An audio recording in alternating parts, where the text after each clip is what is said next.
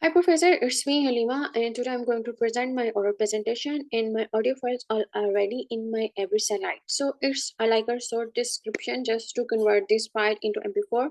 So I choose the type of gene I choose is FOXP2 gene, and then encodes a transcriptor factor, which is a protein that regulates the expression of the other gene. And the gene's function, this CST complex, it involves in telomere maintenance and DNA replication. So what I am going to do here, what's my goal? So what I'm going to do is to insert the FOXP2 gene into my vector, and then and the vector is PC DNA 3.1 vector. So the vector with the inserted FOXP2 gene is introduced into the HeLa cell, especially HeLa cells with some modifications or mutations. Our concern is to study the function of the FOPX2 gene into the context of HeLa cells, because HeLa cells like are the dead cells, and it plays an important role. Like we have to end them in our in the human body. So, but the standard vector pcRNA is transfection ready cloning vector for mammalian system. So here in the diagram, we can see there are like a CMV promoter act as a strong driver for gene expression. Then there are the polyase signal, then HSV polyaldehyde signal, and there's as a polyA tail. The SV40 promoter SV40 promoter paired with the SV40 polyadenine signals, and it facilitates effective gene expression. Then there is the AMPR promoter linked in ampicillin resistance. These elements collectively serve a pivotal role in gene expressions and facilitating the expression of gene. So, what I am going to do,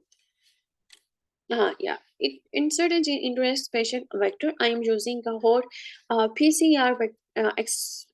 PCR and the QIA quick jet extraction kit.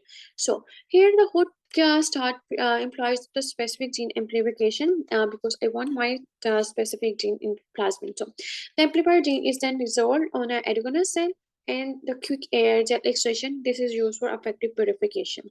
And this is all like at the very end I am going to use the NEB buffer, and by using the NEPT4 DNA ligase.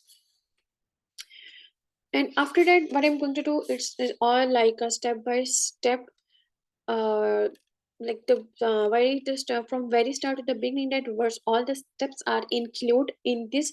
So what I did, like here I use E. coli and insert my desired or interest of gene into this, and then the colonies start grow, and after that I took 5 to 6 colonies and then extracted with plasma using the thermogene jet spin column. Subsequently perform restriction enzyme using the Hindle and ASC isolated plasmid DNA. And is having a 38000 BP fragment from HND level cleavage and 4900 BBB fragment from ASC digestion. So, additionally, incorporation with the Sanger sequence and step to validate that did I choose the right vector? Did all the calculation I do all are the right? Yes, these are all the specific ways for which we can or I can calculate my desired result. So what I did later, I use a systematic approach. It involves determining a kill curve for optimal selection agent concentration using lipofectamine 2000 for enhanced transfection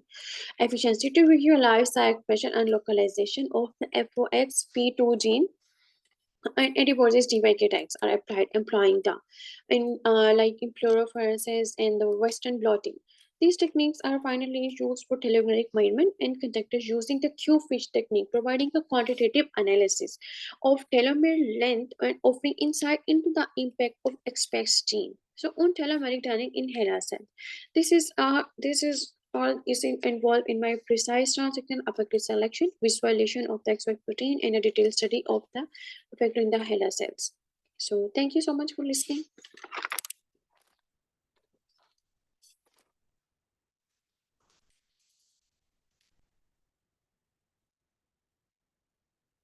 Yes.